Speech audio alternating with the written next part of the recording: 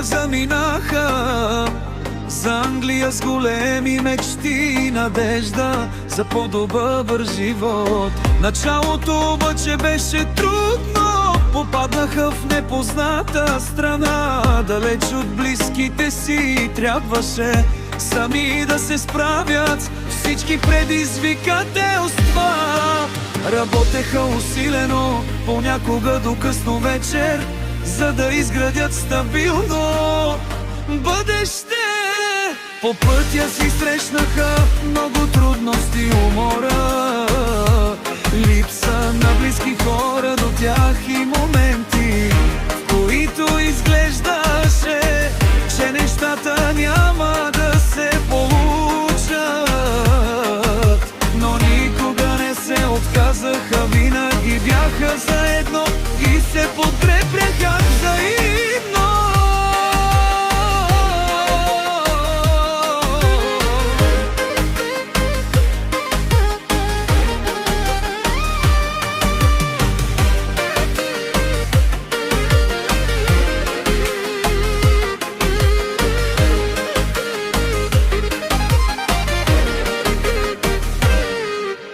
Когато Методи се чувстваше обезсърчен, Емилия му даваше сили да продължи. Когато на Мия и беше трудно, той беше до нея и помагаше да не губи надежда. Годините минаваха, а те ставаха все по-силни като семейство. Всяко препятствие ги учеше на търпение, упоритост и вяра. Вместо да ги разделят, трудностите ги сближаваха още повече. Те разбраха, че истинската сила не е в това никога да не падаш, а винаги да се изправяш и да продължаваш напред.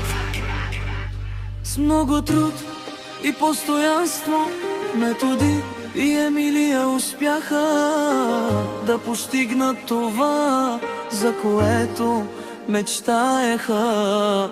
Изградиха живота си стъпка по стъпка и доказаха, че няма невъзможни неща. Когато двама души вървят рамо до рамо, тяхната история е пример за любов, вярност и сила. Независимо колко труден е бил пътят, те са го извървели заедно и са показали, че когато има обич и подкрепа, всяка пречка може да бъде преодоляна.